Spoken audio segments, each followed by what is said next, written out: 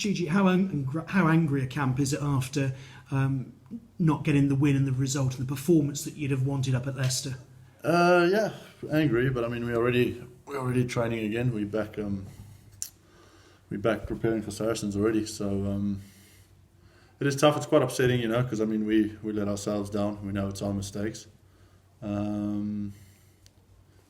But it's one of those things you learn, and that's kind of the thing. I think the season's long enough that we take lessons from it, and we move on. So what we didn't do last weekend, we need to fix that, rectify it, and there's no time for standing still and pondering mistakes. You've got to keep on going. That's kind of the plan, So I mean, we all have to buy in as a team into it. I mean, you learn, but the time forward is not long. I mean, you've got a day to say, okay, it's fine, it happened, and then we've got to move on, So it's quick learning, and everyone seems to have taken it positively, taken the negative and turned it into a positive, looking forward to this weekend. And then next week, it's Europe. So, I mean, every game is important from now on. Well, it's been important the whole time, but it just keeps going.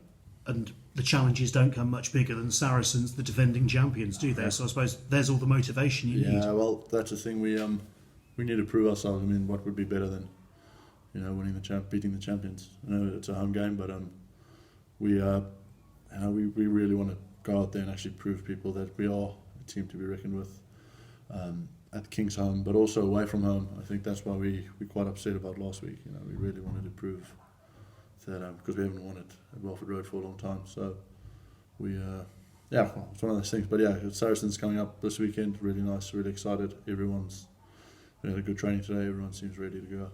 And from a personal point of view, how pleased have you been with your start to the season? Because you've been showing people what you can do when you get a bit of game time. Yeah, it's been good. I had a good pre-season. Personally, I'm enjoying it. I'm enjoying the team. There's a really good, nice vibe in the team. Positive.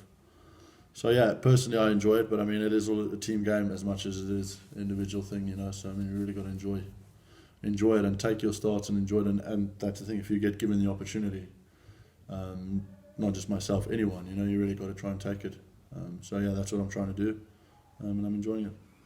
And Ed Slater's got an injury, 6 to 10 weeks, we understand, with his foot injury. So it looks like there's going to carry on being an opportunity there for you. Obviously, Franco Mostert to come back in, but I mean, looks like it, yeah, mate.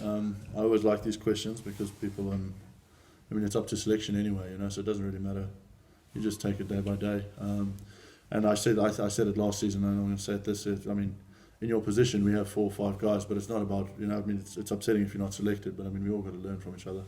And there's a very, very healthy competition, So, yes, I want to play, but it's also about if you don't get a chance that week, do you buy in and do you actually contribute to, the team playing the weekend? One thing I don't think we've seen yet is you and Franco Mostert together in a Gloucester shirt. How exciting would that be as 2 South African locks together for Gloucester? We've played a few games. The Munster game last year and at home, and the Leicester game I think away. But it would be nice to play with him a bit. Obviously he has to first enjoy his win. I mean, winning the World Cup's not something that comes around every day, so I'm really proud of him and really happy for quite a lot of guys I used to play with. It's really exciting. It was really good to watch last weekend, yeah. And actually, with so many South Africans in this camp, how much has that just put a smile on some of the faces? Or how has it affected the banter? I spoke to Franco Murray last week and he said, well, there hadn't been much banter. Yeah, banter's taken a bit of a break, quite serious in the rugby. But yeah, it's been good.